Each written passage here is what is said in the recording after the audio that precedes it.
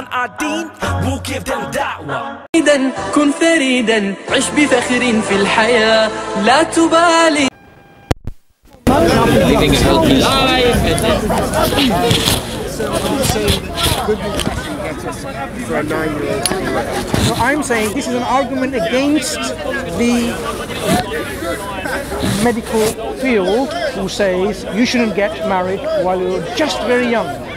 The arguments were initially proposed, as far as I remember, right? I may be wrong, but if I remember correctly, it's because of this. Because they're doing epidemiological studies where different societies, different cultures throughout globally, what is the harm being done when young women conceive early and have children? And the reasons that are bringing out on those studies is because of these nutritional deficiencies during pregnancy. That might be the case. I don't remember. Yeah. I just remember that they said once she reached puberty, she wasn't necessarily. Yeah. Anyway, can I ask you a different question altogether? Yeah, go on. I mean, we agree. I mean, just to summarize, then we agree. Except that for it is not just the biology, That's right. and this age determines. There's a lot of complicating factors. That's right. And some people don't even get mature when they're even 30 years old, biologically and physically. Okay. So there are lots of variables involved. We were discussing in the context of the accusations of pedophilia to our Prophet sallallahu alaihi wasallam. Yeah, that's it. So this is totally unjustified, and in fact, it doesn't help bridge the gap. Justified that term and categorize. That's where I'll give you the presentism, because clearly everyone was married. Young. Girls are quite young, so there wouldn't have been the same moral. Maybe awareness or anything that it might be wrong. So I don't think we can paint him with that brush. Sure. The brush we can paint him with is that if he's getting guidance from the creator of the universe and a girl of 9 is not ready, then we can paint him with that brush. Yeah, but as I said, the Prophet ﷺ, for example, didn't like to have garlic. It doesn't mean he imposes that on every individual. The Quran clearly sets guidance for Muslim man and woman, and it may also give guidance for the Prophet also, because he also received guidance from God how to conduct. He's reprimanded for, ignoring, for example, when some blind man came and wanted attention, and he was giving attention to the allies at that time, and God reprimanded him. So he is also a recipient of guidance, but of course, when God guides him, he is the best guide. But there can be some individual personal circumstances, which doesn't mean that needs to be imposed on every believer's man or woman. That's the point I'm making. Let me ask you something completely hypothetical. So you can see where I come from in this argument, is that the fact that Muhammad married someone at 9 puts a little bit of question to me on whether he is who he claims he is. Why would that be a question? Because I don't think that someone getting divine direction. No, it's not presentism. It's okay. Before. I'll tell you why. I don't think the girl was ready. Okay, no, I can't say that for an absolute certainty. First of all, certainly probability if the father of the girl consider her had to be able to get married. If the father of the girl, in fact, she was already engaged with someone else before. Yeah, that doesn't matter. No. Just to say, I grant that everyone at the time thought she was ready, because that's how they did things. They married girls off young. They might have been marrying girls off that were too young to get married. But the girl itself has a say in understanding in the relationship, which you somehow think, okay, the Prophet is the one who thought, and not the spouse that he's getting married to. I mean, if I said something like this, sometimes girls get married off very young and they don't want to get married, and the fathers marry them off anyway. Sure. I wouldn't be saying anything strange, but I'd have to. Happens. I'm not saying that means that's what the father did. I'm just saying we can't. But in Islam it's different. I'm just saying, obviously, there's a certain pressure. But in terms of the guidelines in Islam, if a woman doesn't want to get married, the father cannot force that particular woman to get married to their choice. You shouldn't, but they could. And they, as I said, they No, often that's do. not the guidelines from Islam.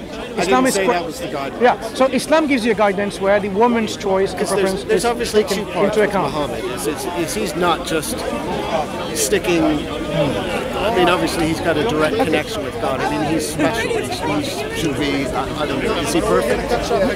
Is he perfect? He should be perfect. He should be. He's the best example. He's the best example. So he shouldn't find something that falls way outside of life. But I don't see why this example of him marrying someone, because your opinion is she wasn't ready. That's your opinion. That's your assumption. But if she was ready, you will say it's okay. I think I've clarified why it's my assumption. Is I think it's highly unlikely that you can present me with a 9-year-old who's ready to get married. I gave you example from Britain here, an 8-year-old. You said someone who could conceive. No, a child. it happened. It was in the papers. Yeah, I used to carry that paper cutting with me just to demonstrate my point. I grant that someone could physically give birth at that age. I grant that quickly. Sure. There's no contention there. My question is, you know, is her body ready for that? Is she mentally ready for that? Sure. What if she was? Okay. If she was, then there's no problem. Sure. She lived. It's not the age. No. Let's look at something. It's important to actually get her perspective on it. What was her perspective in her marital life with the Prophet ﷺ? Because she outlived the Prophet. What was her perspective? That's important to understand. If you Seem to be positive. not seem to be absolutely positive. Absolutely positive. I mean, from her, we got most of our religion, you know, a lot of our religion and religious teaching from her. She passed on. So how is it that if she felt harmed in any way, she would have spoken about it? Yeah, I mean, it could be. There's lots of things that. So that should decide whether she was ready or not. There's lots of things that probably happen to you in your life that are harmful, and you don't know the difference. No. What I'm saying is, in terms of I would not agree with this point here. If she had a relation, if she was married and she had any issues, any problems, she wasn't ready because this young age, she would have spoken about it. Maybe. Yeah, I'm not saying me. I'm saying she would definitely have spoken about it. I grant you that. Yeah.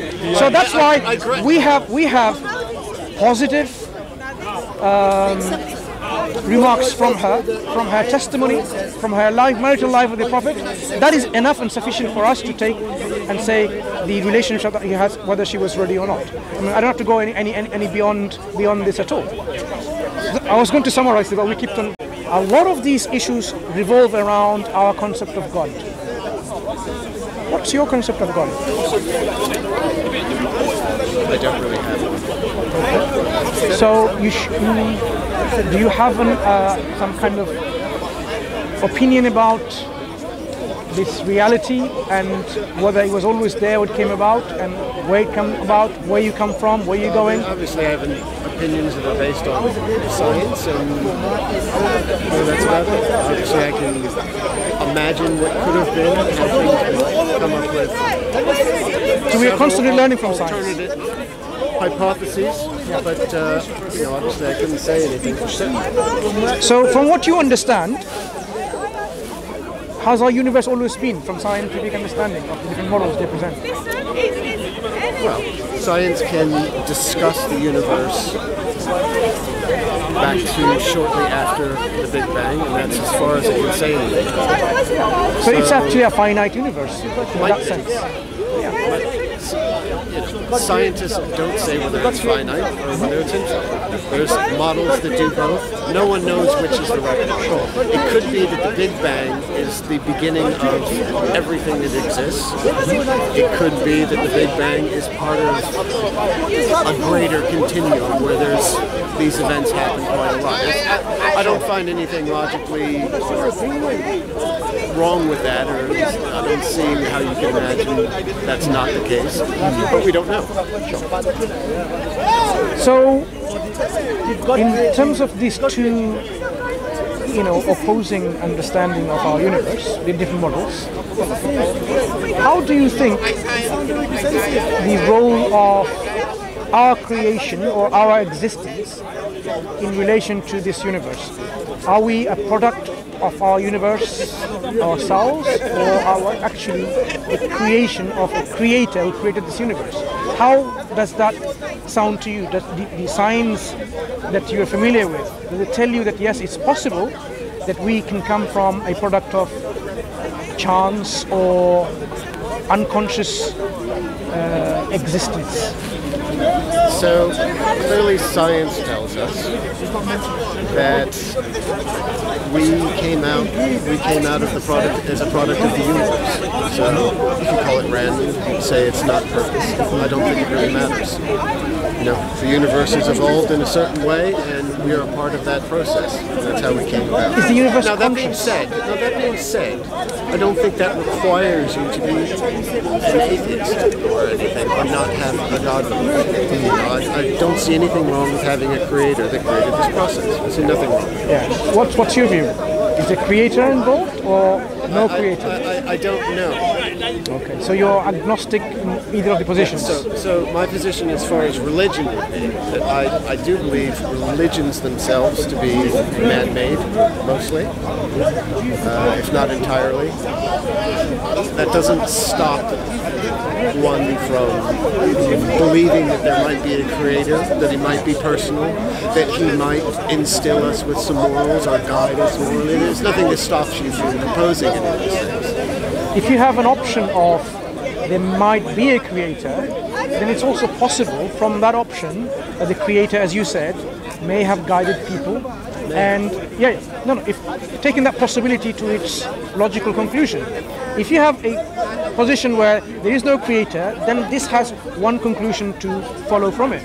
If you have a possibility of another option where there is a creator, and this creator this creator created this universe, then it's logical to explore that this creator may have given reasons why he's created, may have shown guidance of how to live our life, may have given purpose of our life and how to follow this purpose. That means then religion entirely cannot be said, from your position, is entirely man-made. As you said, you don't say entirely man-made, but maybe some of them, maybe most of them. Well, let's put it this way. Not all of them. I don't claim to be talking to God or have had any revelations or anything like this. Yet, from a purely secular means, you could come up with some of the same types of moralities. And in fact, people have. There's been plenty of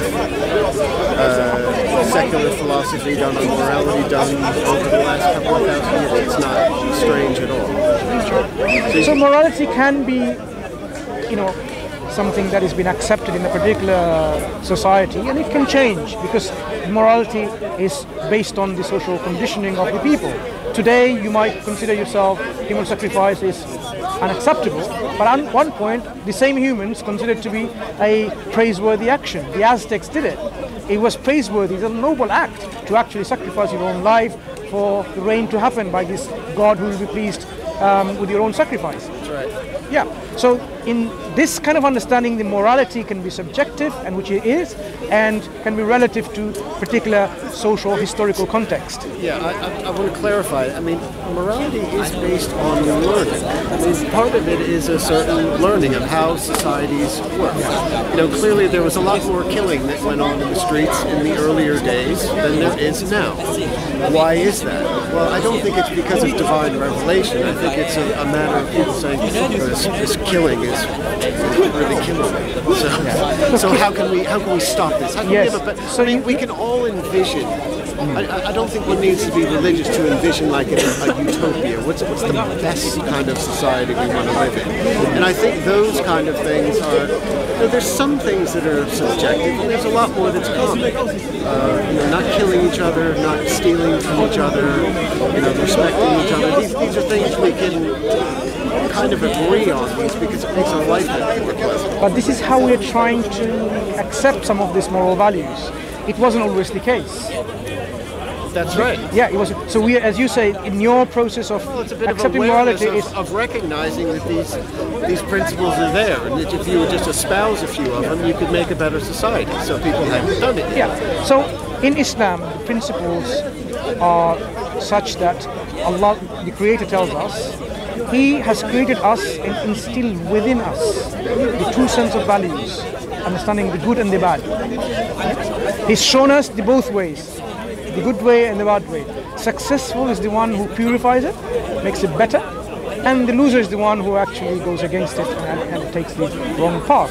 So if you look at it now, this is our makeup, the human makeup, that we have this understanding of what is good or bad, and God sends prophets and messengers to remind us and give us this guidance to follow strictly this guidance, this value system, where you can live in a society harmoniously in a way that you prosper and you flourish and you become a better person.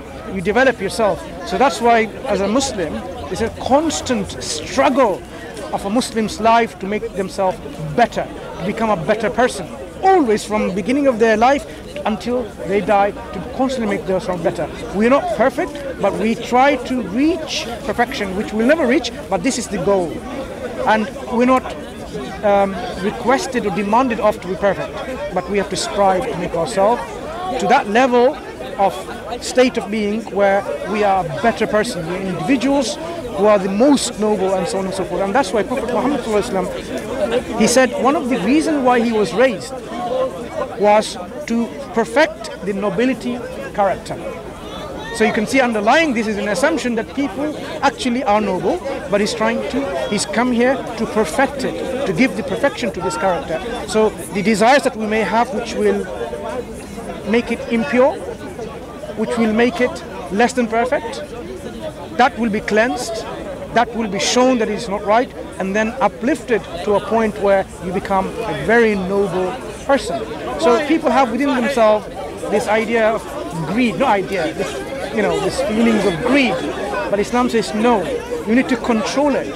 And there are lots of different mechanisms of controlling your greed and to show selflessness, selfishness, where you go and be a person of compassion, mercy and kindness and justice and generosity, where you control this feeling. And that is where what we are actually, one of the purpose of this life is to show where and how we can balance the way we are created in our weaknesses and follow the guidance that we are supposed to follow. If we did that, then awaits for us is another life of eternal joy, happiness, bliss, and what you call total bliss and enjoyment. But if you don't follow it and you totally corrupt yourself at the point where you make yourself destined by your own belief and actions to go to a place of eternal torture and misery and suffering. So we have this balance in this life where we have to work towards something that is better. So in Islam, this belief that we have is something that you will see that our heart and mind agrees to. That yes, we want to live forever. We want to be happy forever. We want to be, the best enjoyment and so on. But we can't achieve it in this life. We can achieve it in another life.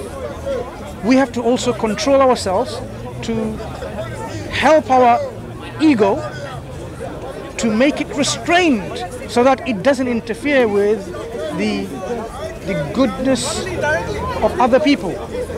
It doesn't harm others. It doesn't oppress others. It doesn't commit injustice. So if you think about these principles, you would agree with this principle already, even as a secular individual. I was just going to say, sometimes I wonder why there's so much fighting about religious dogma.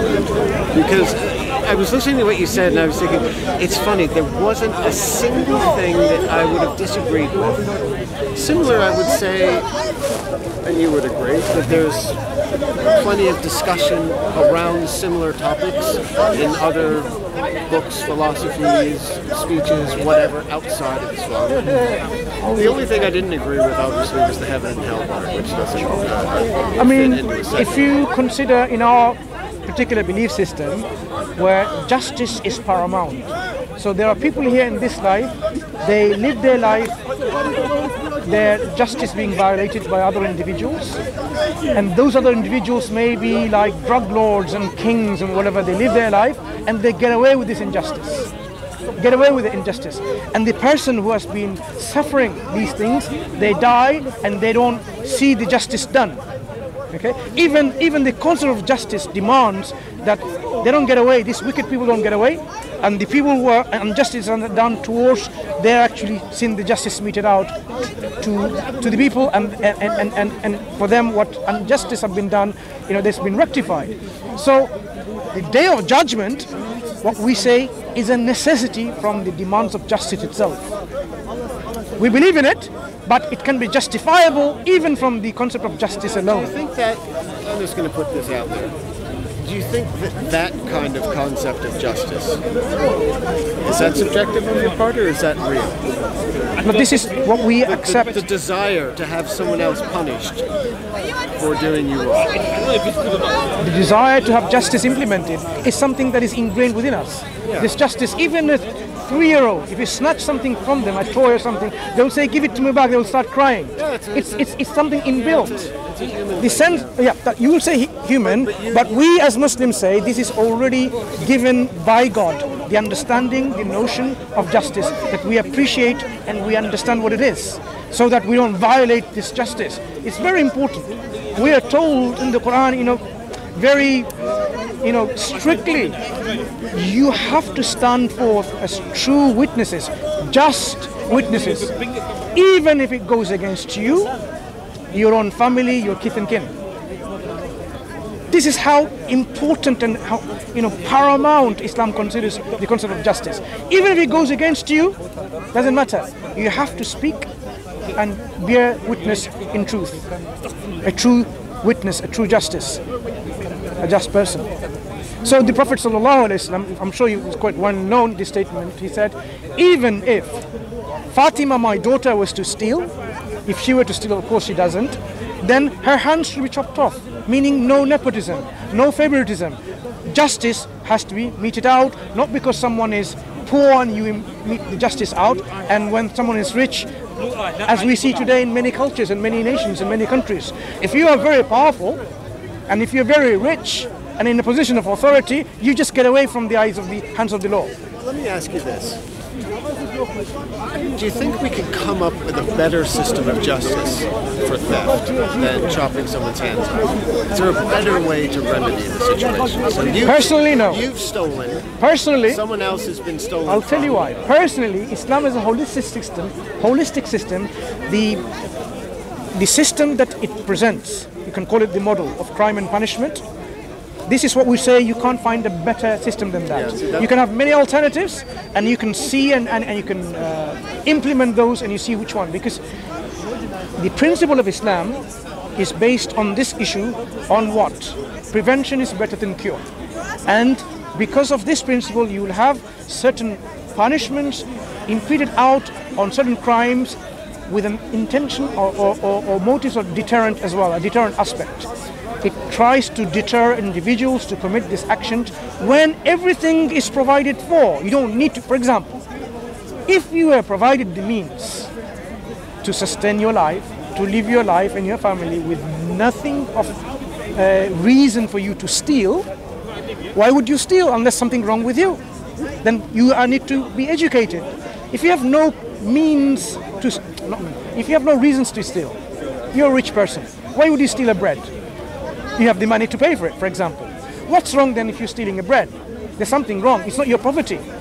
Something clearly not right. So Islam looks at all of these aspects and says, look, there has to be an education system where it imparts this knowledge and understanding from the very young age, where don't steal someone's bread when you don't have to. This brings me to the point I was saying. It's like, do you think this is the best system? And you touched on Personally, yes. A few things is why I would. I agree with most of the stuff you said about earlier. This is where we're starting to diverge. It's only when you look at it holistically. You said, would a rich person steal? No, would a rich person steal a bread, a piece of loaf? Well, it doesn't matter. No. Rich people steal a whole company, How about this? a whole All right, half a country. Let's forget that. Shoplifting, something petty theft. Yeah. Would Yeah. a rich person commit petty theft? Yeah. Why would they do The that? answer Some is people do. yes. Yes, some people do. All the time. Why? They're fucked up in the head. That's Okay. why. Just to use our language, Sorry. control way. Because of the cameras, people are listening. Young people may be listening. Okay, we're having a very nice discussion. They're not well. Okay, so the rich people are not very well. In here, something's wrong with their psyche. So Islam deals with these people as well from the very beginning. Yeah, it but you stops said, people, you stops said people from chopping of hands. I just don't. I I don't think that's a good cure for mental imbalance. No.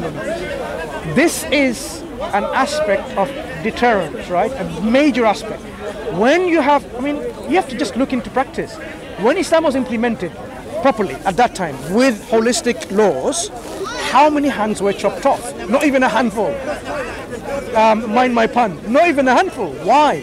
Because it made people, developed people, it improved people's understanding, their thinking, their thought processes, their emotional upbringing, and their physical upbringing, their intellectual upbringing. So it's an interesting point you bring up. Because that's something that needs to be looked at. We could solve this. I mean, I don't know what countries are still chopping people's hands off for theft. No country is implementing Islam in its entirety, so we can't really give an example from today. It would be interesting to compare, say, maybe a Western country. But we can't. Incidents of theft with. You can, but it's not going to do proper justice. Why? Because the countries which are implementing this, punishment of chopping of the hands, are they totally holistically implementing everything else of Islam?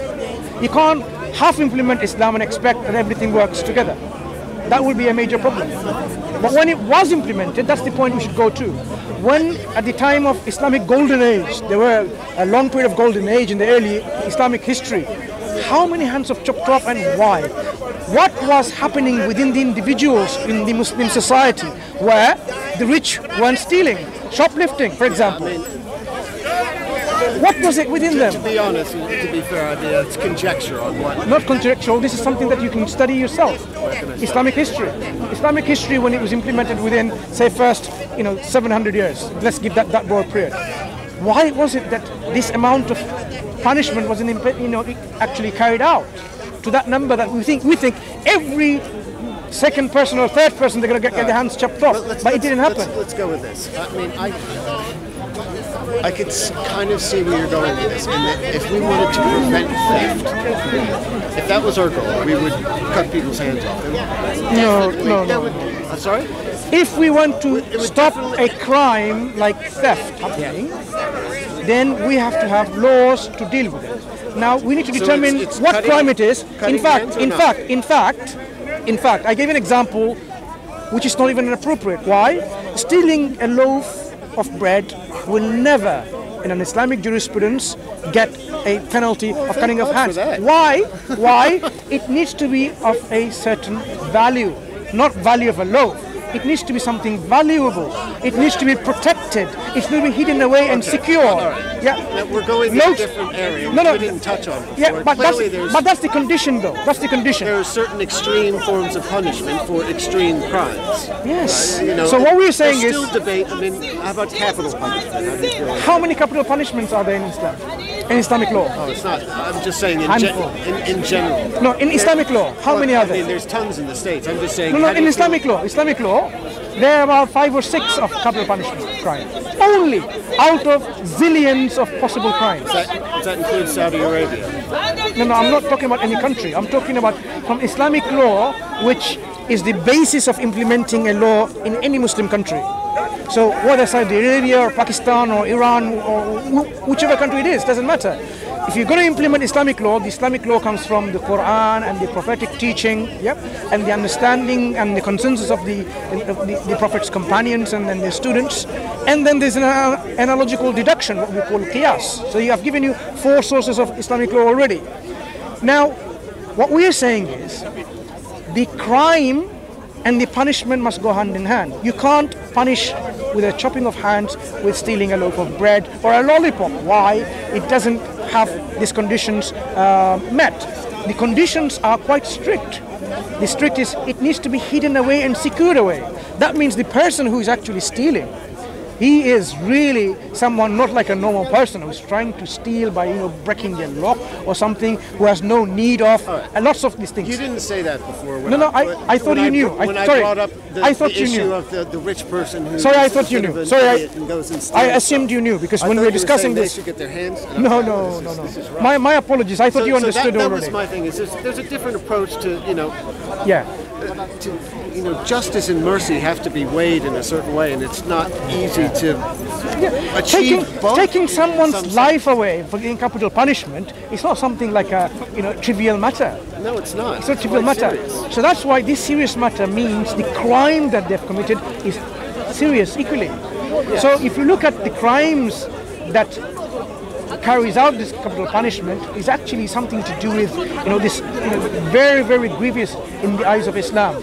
For example, highway robbery, where it's not stealing. Someone comes along in broad daylight and commits the theft and murder at the same time, where your whole life is unsecure. You cannot even live your life in public daylight where you're threatened for your security. These kind of crimes cannot be just £10 fine or 1 year imprisonment. Islam considers these are crime against society, where they need to have a very strict and harsh punishment to show to the individual that this is what will happen to you, as well as to the others who may be even thinking of doing that because of their, unwell mind. Let's put it that way, as we said. Not right. The unwell mind is obviously all cases wouldn't be this way, but I'm talking about a bit of an impulse that you can't resist. Yeah. Some people, for example, the cases are what do you do with a person who can't resist their impulse? So if you look at it now, there are a lot of people who have these impulses of raping. They want to rape. They want to rape women who are not their wife or their girlfriend. They just want to rape. Okay, this impulse they have. Maybe they're psychopaths, or maybe they're conditions from the very young age of watching, all these movies or whatever, encouraging them to go about and actually trying it out and saying, even though person is not consenting, because rape is without consent, right? This is relationship without consent. Even though they're not consenting, they want to actually overpower this woman and to fulfill their desires.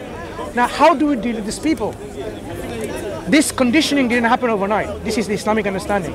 These kind of mindset didn't happen just overnight, just like that. There may be one, two, few individuals who are actually psychopaths, where they will be trained and rehabilitated differently. They will be dealt with differently. But people at large, when you are coming up with this kind of impulses to carry out your impulse and forcibly enjoy yourself on others, these impulses, Islam considers, have been developed in a process of time, of conditioning by the society, the environment, lots of different factors. When we say environmental factors, it could be that the people they're hanging around with, bad influence. It could be they're watching the media, whether it's the internet or whether it's the TV or it's the movies in cinemas, where they're somehow seeing people are getting away with it. People are forcing each other, and it gives them this adrenaline rush. Maybe I can get away with it as well. In Islam, these kind of encouragement are prevented. We don't show open licentiousness, if I can use this word, I can't remember how it's pronounced, where, this open kind of thing about sexuality and sexual perversion or sexual immoralities, let's call it that way. There are certain sexual moral behavior and there are sexual immoral behavior. Islam doesn't even encourage this happening in society in any form, whether it's in school, college, university, workplace, whether it's the shops that you go to, the newspaper you read, the movie you see. It doesn't encourage that. So it tries to prevent this kind of thing happening and educates at the same time, so that the individual is brought up in an understanding where, no, you have no right and no business to overpower someone without their consent and their will, except when they're mutually agreeing in a form of marriage, for example. Now, you know where I'm going to go with this. It seems that... You just tell me what you think. So obviously there's been a number... I think Sweden is one place where they're saying that the Islamic community is raping a lot of local girls and things. Islamic community, sorry, I couldn't hear you. Is responsible for a lot of the rapes that are occurring in Sweden. Okay. So, since Islam doesn't encourage them, so... It would seem... Are they following Islam? No, I don't First know. question you'd be asking. Yeah, I don't know. I mean, First question you'd be asking. If Islam, it says, if you were to rape someone, you should be stoned to death. Obviously, these people are not even listening to that. Yeah. Yep. So it is not problem of Islam, it's problem of their Islamic understanding and application of Islam. Well, I mean, I just If they were doing I it, bring up- assuming this is I the bring case, it up right? because you were talking about, you know, Islam says that rapists tend to come out of their own culture, and that's reinforced by what they're taught in their culture. And I'm Yeah. like, well, But where are they if learning? these guys are in an Islamic culture, when they're going out and raping, that doesn't seem to be. When you say supportive of your argument. Sweden, is open pornography available everywhere in Sweden? Maybe there is. Maybe it is. Maybe they're conditioned by this openness of, you know, sexual immorality in our understanding, and The- that the is somehow Swedes don't conditioned seem them. to have that problem, and they have the same access to the porn. It seems that it's. You know, I don't have figures on. I don't know these figures anyway, but Yeah, exactly. talking from It's, assumptions. the way the from my media part. is reporting it, Yeah. I will say that there must be some credit. I would say we need to look the at Swedes are we need not to look doing at it, their and the we need Muslims to, are yeah. given the same access Sure, to the sure. same pornography. But obviously, clearly, it's not a Muslim problem or an Islamic problem. It's a problem of certain individuals who are not applying Islam to them. And the question should be asked is, why aren't they applying Islam to them? What is conditioning them not to apply Islam to them when they are Muslims? Yeah, I mean, I agree with you. I mean, but you're kind of just, and then it's. I'm not brushing it aside. No, yeah. I'm simply saying Islam is not the problem. Muslim who are not applying Yeah, the application I mean, of Islam basically, on them. You're telling me if you don't apply moral principles to your life, then you don't act morally, and we can all say that. It doesn't seem that Islam is. But that cannot be has a counterexample, though. I mean, when you use this as a counterexample, No, I was just saying that I don't know. You kind of made it seem like Islam is giving something special that. No, what we're saying is- hold on, some special teaching that the rest of us can't give, and that's why. You know, Islam gives teaching which is far-reaching for everyone to even see and compare, accept, or do whatever your society wants to do. This is your society, but Islamic society has a particular framework, and based on that framework, the society should flourish. And at that point, it did. The point the Islamic society came into decline is an interesting point to study. Why did Islamic society decline at one point when it was the peak of civilization? We well know that at one point Islamic society were a peak of civilization where the East and the West, they were all going to that society to learn, to develop, to progress. They were declining for various factors.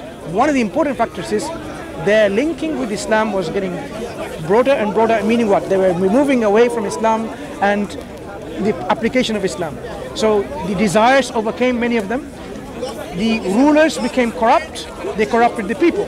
The people became corrupt, they corrupted the ruler. So you had a vicious circle of this corruption and non-application of Islam, and eventually it came to a point where it will crumble, and it did crumble. It's a very crude way of portraying the decline of the Islamic society, but this was one of the major points in the decline, where they were removing away from the Islamic teaching, Islamic ethos, Islamic application of its values, and that's why it declined. When it was applied, prosperity, whether you were Muslim or non-Muslim in an Islamic state, everyone was prospering. The Jewish people were prospering, the Christian people were prospering. They were in higher status in the administration and so on. That happened because the holistic application was there. Today, we don't see this kind of thing happening because Islam is not applied holistically. That's the problem.